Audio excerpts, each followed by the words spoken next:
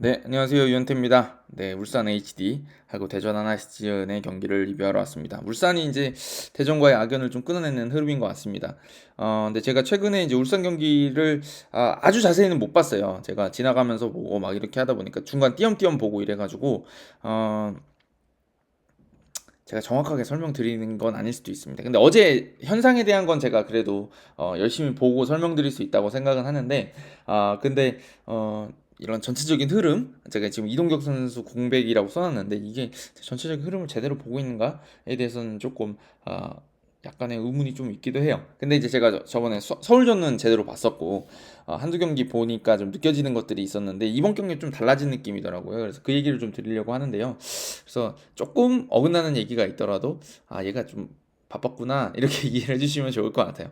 대전 같은 경우는 굉장히 어려운 상황이었던 것 같습니다. 어제 조금 먼저 말씀을 드리면 대전부터 말씀드리고 울산 말씀드릴게요. 대전 얘기가 별로 길지가 않으니까 일단 감독님이 이 팀을 떠나시게 되면서 결국에는 지금 더 어려운 상황이 된 겁니다. 결국에는 감독이 바뀌게 돼서 새로 이제 부임을 하셔서 새로운 감독님이 팀을 만들어가는 시점이라 그러면 뭔가 분위기 쇄신도 되고 다른 방식으로 변화가 일어날 수가 있을 텐데 아무래도 지금 감독 대행 체제에서는 당장 뭔가 변화를 주기에도 시간이 부족했을 것이고 선수들한테도 감독님이 떠나셨다는 어떤 충격적인 사실이 있긴 하겠지만 그렇다 그래서 뭔가 어, 이렇게 뭔가 변동을 주기에는 또 그것도 좀 확실하지가 않죠. 감독님이 아니고 대행님이시니까 또 떠나실 수가 있고 이런 상황이 되다 보니까 그래서 그런 상황에서 나름대로는 조금 변화를 주려고 노력을 했던 것 같은데 그 윤도영 선수가 그 양민혁 선수랑 같이 U17 월드컵 나갔던 선수잖아요. 어제 이제 선발로 들어왔던데 굉장히 그때 저도 좋게 봤습니다. 진짜 저돌적이고 번뜩이는 선수인데 사실 이 선수가 K리그 성인 형님들하고 그 사이에서 막 벌써 하고 다닌다 그러면 이게 메시겠죠. 윤도영이 아니라 메시 이렇게 말을 해야 될 것 같고 윤동 선수도 잘하려고 한다 그러면 아무래도 팀이 좀 잘 만들어져 있고 본인이 해야 될 몫이 정해져 있는 상황에서 본인의 능력을 발휘할 수가 있을 것인데 양민혁 선수는 강원에서 이제 딱 시즌 전부터 뭔가 A팀에 1군에 포함돼서 본인이 뭘 해야 될지 알고 있는 상황에서 들어갔던 느낌이라 그러면 어제 윤동 선수는 이렇게 돌파도 시도하고 많이 바빠 보이긴 했는데 아무래도 좀 한계를 느꼈던 경기가 아닌가 싶습니다. 그러니까 제가 드리고 싶은 말씀은 변화를 줬지만 어떤 팀으로서의 어떤 강점을 보여주기에는 좀 부족한 완성도가 아니었나라는 생각이 듭니다. 그 완성도 때문에 결국엔 전반 초반에는 조금 패스 템포가 빨라졌나라는 느낌이 들었는데 결국에 울산이 몰아치기 시작하니까 정신이 없어지고 그냥 두드려 맞다가 끝난 경기가 된 것 같습니다. 여기에 안토니오 퇴장이 더해지면서 경기는 걷잡을 수 없었던 것 같습니다. 사실 뭐 그 역습에서 한 골을 만들어냈던 게 그 김인균과 레안드로를 활용해서 대전이 여지까지 울산을 괴롭혔던 방식을 하나 보여주면서 한 골을 만들어낸 게 오히려 다행이었다라고 설명을 드려야 됐을 경기가 아니었나라는 생각이 듭니다. 네. 대전은 일단 제가 뭔가 말씀을 드리려 그러면 조금 새로운 감독님이 오신 다음이 돼야 될 것 같아요. 네. 역시 쉽지 않다. 꼴찌에서 쉽지 않은 시즌이 될 것이다. 그리고 제가 대전 오시는 지도자 선생님들 얘기 좀 들었거든요. 그 후보군을. 근데 제가 보기에는 지금 국내 지도자 선생님들이 주로 오르내리고 있는 것 같은데 쉽지 않을 수도 있겠다 라는 생각이 듭니다. 뭔가 어, 변화가 있을까라는 느낌이 좀 들었어요. 그분이 만약 진짜 제가 들었던 분들이 오신다 그러면 네. 지켜봐야 될 것 같습니다. 자, 일단 울산에 그러면 얘기를 좀 한번 해볼까요? 최근에 좀 2연패 하면서 흐름이 좋지 않았던 것 같은데 같이 강원전을 못 봤어요. 아예 못 봐가지고 좋지 않은 상황인 것 같은데 네. 네, 어찌됐든 이번 경기 잘했습니다. 이번 경기에서 제가 좀 달라졌다고 생각하는 점이 있어가지고 강원전을 못 봐서 제가 지난번 강원전이 왜 답답했는지 득점이 왜 안 나왔는지를 모르겠는데 제가 그냥 이번 경기에서 보면서 느낀 점 좀 설명드리도록 하겠습니다. 바둑알 좀 불러야 될 것 같아요. 이번 경기에서 이제 좀 중요했던 거는 이렇게 해야 되겠죠. 잠시만요. 잘 보이시죠? 이제 조금 더 내려야 되겠네. 이쯤으로 한번 해보도록 하겠습니다. 이번 경기에서는 결국에는 이명재 선수를 스토퍼에 가까운 형태로 쓰면서 배능 스리백 형태를 썼던 것 같아요. 수비할 때는 최강민 선수가 내려와서 포백 형태로 쓰지만 볼을 돌릴 때는 주로 이명재 선수는 굳이 높은 위치까지 안 올라가고 여기 있다가 그렇다고 아예 안 올라가는 건 아니에요. 또 루익손이 이제 여기 흔들고 깊은 위치까지 올라가면 이 넓어진 이 공간 있잖아요. 측면에 있는 이쪽 공간, 이쪽 공간은 활용하면서 올라가서 여기서 이제 얼리 크로스를 몇 번이나 올리면서 휘둘러주는 크로스로 상대를 위협했죠. 공간 있으면 올라갑니다. 하지만 이렇게 빌드업 할 때 이렇게 있고요. 그 다음에 또 수비할 때는 루빅슨 선수가 또 이 깊이까지 가담해주면서 파이브백인가 포백인가 왔다 갔다 하게 애매한 위치에서 수비를 도와주는 형태를 썼습니다. 근데 이거는 뭐 제가 많이 말씀드렸지만 그 울산이 수비적으로 안정적으로 하면서도 이기고 싶을 때 쓰는 전술이었죠. 이명재랑 루빅손을 한쪽에 갖다 놓고 변형 3백 혹은 5백으로도 세우고 4백으로도 세우고 변화를 주고 싶을 때 쓰던 전술이었습니다. 그래서 요거는 잘 먹힌 것 같아요. 네, 어제 경기 잘 먹혔던 것 같고 이렇게 이제 이명재 선수를 후방에 두면서 좀 노릴 수 있는 게 뭘까? 그러니까 근데 사실 울산이 그 공격을 하고 싶을 때 많이 썼던 형태가 이렇게 포백에서 두 명만 남겨놓고 여기 올려 붙여가지고 이명재 선수가 측면 공격을 거의 전담하다시피 하면서 올라가 버리고 여기를 이제 그 다른 윙포워드가 안쪽에 한 칸 안쪽에 좁혀서 가지고 공격을 많이 했죠. 예, 이런 형태를 썼었는데 아무래도 이제 이명재 선수가 올라가지 않는 거를 디폴트로 한다 그럼 아무래도 후방 쪽에서 역습을 제어하는데 아무래도 장점이 좀 있겠죠. 어쩔 수 없이 그게 사실이잖아요. 네, 그렇게 되니까 그런 형태를 노리고서 뒤를 한 명으로 놓은 게 아닌가라는 생각이 들어요. 그러면 여기서 이제 또 하나 변화가 있었다고 생각하는 게 뭐냐면 저는 제가 이제 제목을 이동경 공백 어떻게 메울 것이냐 뭐 이렇게 써놨잖아요. 이동경 선수 있을 때 잘 생각해 보시면 이동경이 해주는 몫이 되게 많았던 게 주민규를 고립되지 않도록 만들어주던 게 저는 이동경이었다는 생각이 들어요. 예. 본인이 미드필더처럼 사실 공격형 미드필더처럼 많이 움직였지만 또 때로는 세컨드 톱이라고 하는 처진 스트라이커처럼 많이 움직여주면서 지난번 그 대전원정 기억나시는지 모르겠지만 그때도 전반전에 그 실점하기 전까지 굉장히 울산이 좋은 전개들 몇 번 보여줬는데 그때 보시면 주민규한테 밀어넣고 옆에서 움직이는 이동경한테 리턴 패스가 나가면서 공격이 엄청 풀렸거든요. 그리고 또 주민규 선수가 워낙 이 스크린 플레이라고 해서 등지는 플레이가 좋으니까 등지는 플레이 해주면서 여기에서 야 나한테 볼 줘 하면서 등 딱 져버리고 있으면 이 다음에 이쪽이나 이쪽으로 빠져들어가는 움직임을 이동경 선수가 굉장히 잘해줬던 거죠. 그러니까 예를 들면은 패스가 이렇게 들어갈 때 여기 7번을 이동경이라고 해보면 여기 투입해서 이 선수가 이렇게 주민규가 돌려주면서 이거 들어가면서 하는 것도 좋았지만 또 주민규 선수가 공을 받아주고 여기 연결해주면 뭐 이 뒤로 들어가면서 이렇게 연결을 받는다던가 그러니까 이 미드필더 선수들한테 그러니까 앞쪽으로 움직이는 움직임이 상당히 많았어요. 혹은 뭐 이쪽에서 측면에서 여기서 이 윙포워드가 공 잡았을 때 일로 잘라 들어가고 일로 들어가서 크로스를 시도한다거나 뭐 이런 식의 움직임들이 되게 많았거든요. 그러니까 이동경 선수의 움직임을 최근에 좀 보시면은 미드필더라 그래가지고 이 라인에서 움직이는 게 아니라 이 끝라인까지 침투해서 뭔가 사고를 많이 쳤어요. 슈팅도 많이 때리고 크로스도 막 해가지고 도움도 많이 올리고. 그러니까 득점과 도움이 고루 많이 나왔던 이유는 본인이 이제 미드필더라서 여기서 뛰는 게 아니라 항상 이 앞쪽 공간 수비보다 앞에 침투에 들어가면서 여기서 움직이니까 득점도 많이 나오고 도움도 많이 나오게 됐다. 저는 이렇게 생각을 하거든요. 근데 이게 지금 지난번 서울전도 그렇고 강윤구 선수가 최근 이제 U22 카드로서 그 뛰었던 공격 이선에 출전했던 경기들이 많았던 것 같은데 그때도 보시면은 강윤구 선수가 아무래도 좀 미드필더 성향이 이동경 선수보다 훨씬 강하잖아요. 앞으로 뛰어 들어가는 것보다는. 그리고 이게 뛰어 들어가는 게 상당히 체력적으로도 많이 힘들어요, 사실. 침투에 들어갔다 돌아 나와야 되잖아요, 성과 없이. 그러니까 체력적으로도 강해야 되는 건데 이게 지금 잘 안 되다 보니까 약간 그 이동경이 무게를 앞으로 옮겨줘서 앞뒤 밸런스가 잘 맞았던 느낌이에요. 주민규랑 이동경이 좀 앞에 있는 느낌인데 이게 여기다가 들어가는 그 어떤 속도까지 더해졌던 느낌이라 그러면 이 이동경 선수가 사라지고 나니까 약간 느낌이 이런 느낌. 이게 그냥 제 느낌입니다, 경기. 그러니까 이게 무게 중심이 앞뒤가 잘 배분이 돼 있던 상태에서 앞뒤가 배분이 잘 돼 있던 상황에서 약간 무게가 뒤로 와 있던 느낌이었어요.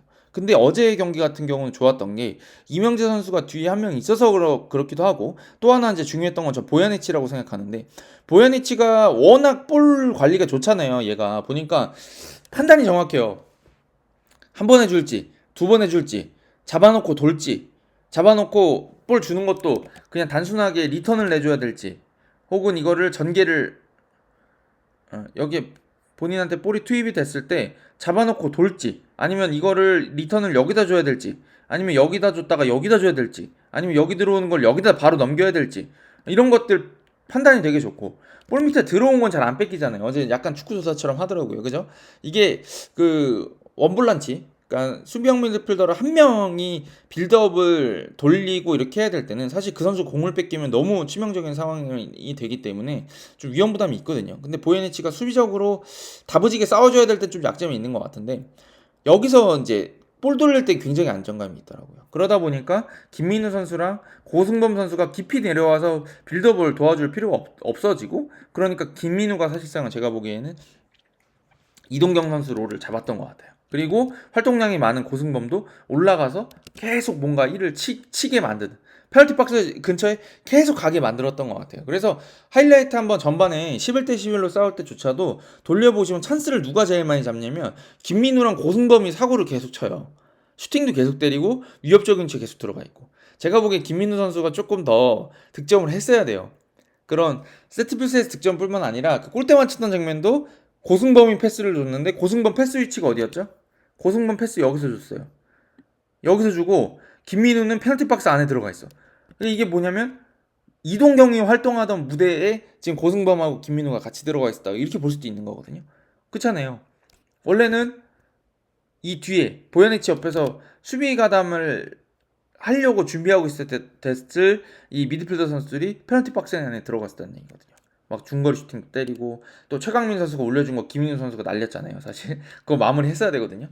그런 장면 보시면 주민규 선수가 앞에서 수비 끌고 움직이면서 다 어그로를 끌어놓으면 김민우 선수가 움직이고 있었던 거거든요. 이게 보면은 이명재 선수를 한 명 내려놓고 그다음 빌드업에서 충분히 볼을 받아주고 연결해줄 수 있는 보현의치를 후방에 두면서 후방의 안정감을 다른 형태로 가져다주고, 미드필더 두 명을 두는 게 아니라 한 명만 두고 대신에 수비 풀백과 어떤 이 센터백 스토퍼를 할 수 있는 이명재를 뒤에 남겨둠으로 해서 뒤쪽을 다른 방식으로 보강해놓고 고승범하고 김민우를 전진시키면서 이동경이 해주던 어떤 그런 공격적인 롤을 나눠주려고 했던 게 아닌가 라는 생각이 드는 경기였습니다. 근데 저는 그게 상당히 괜찮았다는 생각이 들고, 또 하나는 이 최강민 선수가 이제 아시다시피 뭐 원래는 공격적인 선수라고 하잖아요. 미드필더로도 나오고 어떤 때는 윙어로도 나오고, 보니까 다부지고 볼 관리 잘하고 과감해요. 네. 그래서 제가 보기엔 근데 이게 수비에서 하는 것보다 좀 앞에서 하는 게 좋다는 느낌이 드는데, 그런 것도 잘 맞아 들어갔다고 생각했던 게 뭐냐면,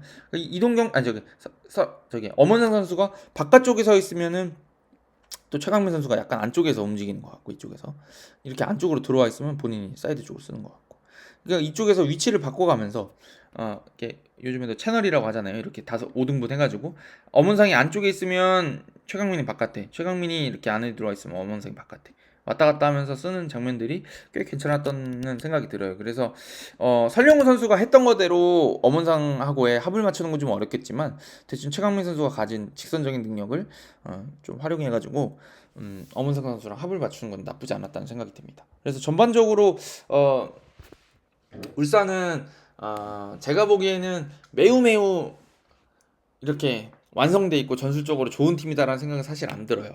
그러니까 안 든다. 그러니까 뭐라고 해야 될까요? 광주는 팀의 전술적인 색깔이 한 9쯤 되고, 그게 9가 더 돋보이고 개인 능력들이 1 정도, 뭐 2 정도, 그러니까 8대 2 이 정도의 느낌이 있어요. 그래서 선수들이 빛나는 것도 전술 안에서 빛난다 이런 느낌이 드는 반면에, 울산 같은 경우는 제가 보기에 전술이 어떤 때는 6일 때도 있고 7일 때도 있고, 예. 막 5나 4까지 내려가진 않는 것 같아요. 다른 그렇게 선수들한테 의존해서 하는 축구는 아니라는 생각이 들고, 주도하는 축구를 곧잘 하긴 하지만 그렇다고 해서 완성도가 아주 높진 않기 때문에 때로는 이제 역습하는 축구에 당하기도 하고, 전 그렇게 생각을 하거든요. 근데 이제 선수들이 더 선수층이 좋기 때문에 좋은 어떤 점수들을, 그런 경기력을 내고 있다고 생각을 하는데, 이 정도만 변화를 주더라도 충분히 울산은 지금 이제 우승이 가능할 정도의 선수단이라고 생각합니다. 근데 이번 경기도 보시면은 약간의 변화고 조금씩의 변화지만 그래도 필요한 것들한테 변화를 주고 있는 것 같아요. 그것이 굉장히 중요하다는 생각이 들고, 어 이게 뭐 단순히 전술이 압도적으로 좋다고, 그게 압도적으로 악의적이하고 완성도가 높다고 좋을 수 마냥 좋다고도 저는 생각하지 않는 게 뭐냐면, 맨시티도 우승하는 이유는 전술이 좋기도 하지만 전술을 수행할 수 있는 선수빨, 선수들의 개인 기량이 당연히 깔려 있습니다. 개인 기량이 있다 그래서 다 우승하는 건 아니거든요. 근데 울산은 제가 보기에는 그거 선수들이 좋은 개인 기량을 가지고 있기 때문에 그거에 맞춰서 적합하게 이 선수들이 뛸 수 있고 완벽하게 해낼 수 있는 판만 깔아주는 것만으로도 성적을 낼 수 있다고 생각하거든요. 그런 의미에서는 지금 나쁘지 않게 잘하고 있다고 생각해요. 물론 좋지 않은 흐름이 있었던 것도 사실이지만 또 그걸 금방 끊어냈다고도 볼 수 있는 거니까. 그리고 또 다른 방식으로 변화를 주면서 끊어냈기 때문에 앞으로도 이런 식의 대처만 나온다 그러면 울산은 그래도 기복이 없게 시즌을 운영하면서 3연속 우승에 도전할 수 있는 팀이 아닌가라는 생각이 듭니다. 그리고 어저께 같은 경우는 김영건 선수를 쓰는 이유를 알 수 있었던 경기가 아닌가라는 생각이 듭니다. 김영건 선수가 최근에 뭐 실수가 없지 않습니다, 사실 빌드업 할 때. 근데 이제 대전 같은 경우가 어제 조금 내려서서 이제 버틸려고 하는 흐름이 됐을 때 확실히 김영건 선수의 롱패스가 진짜 혀를 뚫어준다는 느낌이 들 정도로, 그러니까 약간 우리가 그런 느낌 있잖아요. 미드필더들이 공격수한테 패스를 찌른다 이런 느낌을 가지고 있었는데 울산에서는 확실히 그 느낌을 다르게 줄 수 있는 게 김영건이 자꾸 공격적인 패스들을 잘한다는 거죠. 웬만한 수비형 미드필더만큼 찔러준다고 느낄 때가 많은 것 같아요. 확실히 그런 빌드업 능력 때문에 대표팀에도 가는 거고 울산에서도 지금 이제 주전으로 활약을 하는 것 같습니다. 수비적으로 빌드업이 뭔가 본인한테 압박이 들어올 때 잠깐 실수가 나오는 건 사실인데 안정감 있게 볼을 잡게 두면 안 되는 선수였던 것 같아요. 네, 어제 굉장히 잘하더라고요. 네, 그런 느낌이 있었습니다. 그리고 이제 여기서 또 하나 말씀드려야 될 게, 대전은 고민을 좀 해야 될 것 같은 게, 새로 오시는 지도자가 안톤 빠졌잖아요. 그러니까 이제 이렇게 된 거 아닙니까? 수비가 5명이 서던, 아까 여기를 이렇게 서던 간격에서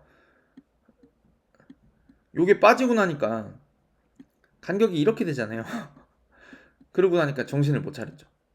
간격이 벌어졌잖아요, 벌써. 그렇게 됐는데 아까 말씀드렸던 것처럼 울산도 빌드업을 곧잘 하는 거고, 여기서 그 이렇게 반대로 때려주는 거 김영건도 잘하고 예전에 원두제이스 때도 잘했던 거고 보현이치도 이런 거 잘하잖아요. 단번에 때려주는 거. 여기서 이렇게 아이솔레이션 시켜버리는 거죠. 이쪽에 모아놓고 반대쪽 딱 때려주면은, 여기서 볼 잡는 게 누구였죠 어제? 후반전에 루빅손이었죠. 근데 루빅손 제어가 안 됐어요. 1대1이 여기가 이렇게 들어와 있어서 이렇게 촘촘하게 세웠으면 1대1을 뚫더라도 바로 도움 수비가 나올 수가 있기 때문에 대처가 되는데, 이게 한 명이 빠지다 보니까 간격이 멀어지게 되고, 안 그래도 얘네가 여기가 숭숭 뚫린 것 같은 느낌이 드니까 여기가 지금 1대1 너가 여기를 막아줘야 돼, 측면 수비수가 루빅손 제어해야 돼 하는데 여기서 지금 제어를 못하면서 여러 가지 사고가 나왔습니다. 네. 결국에는 이게 새로 오시는 지도자가 온다 그러면 포백 쓸지 파이브백을 그대로 유지할지를 좀 고민을 해야 되는 것 같고, 제가 보기엔 대전 선수들이 이제 파이브백이 너무 익숙해져 있다 보니까 이렇게 간격이 벌어진 상황에서 수비를 제대로 도와주지 못했던 것 같아요. 그것 때문에 후반에 와르르 무너지게 됐던 것 같습니다. 뭐 이렇게 될 때는 뭐 일반적으로 포백이라 그러면 여기 뛰어 들어가는 선수를 미드필더들이 제어한다던가, 이렇게 해서 숫자를 맞춰줬어야 되는데 어제 같은 경우는 파이브백 하던 사람들이 그대로 있다 보니까 여기를 거의 그냥 1대1 하게 내버려두는 느낌이 좀 있었어요. 네, 그게 좀 문제가 컸던 것 같습니다. 그래서 후반 체력도 떨어졌을 거고, 후반전에도 보시면은 윤일록 선수 막 들어오고 막 이청용 고승범이 여기서 막 볼 돌리면서 이제 막 이쪽을 넓게 쓰고 넓게 써서 딸려 나오면은 하프 스페이스에서 막 여기 잘라 들어가면서 여기서 들어가고, 이청용이 볼 잡으면 고승범이 뒤로 들어가고 막 이런 게 엄청 많았잖아요. 완전 뒤죽박죽인 경기였던 것 같습니다. 네. 퇴장당하니까 문제가 심하더라고요. 차라리 제가 보기에는 어저께 그 수비 형태로 5-3-1을 세우는 게 낫지 않았을까. 그게 더 본인들이 익숙해하는 형태가 아니었을까라는 생각이 듭니다. 네, 하여튼 그래서 울산은 좋지 않은 흐름을 끊었다는 생각이 들고, 대전은 새로운 감독님을 빨리 선임해서 분위기를 추스려야 될 것 같다라는 느낌을 주는 경기였습니다. 네, 이 정도 할까요? 네, 이 정도 하고 가보도록 하겠습니다. 감사합니다.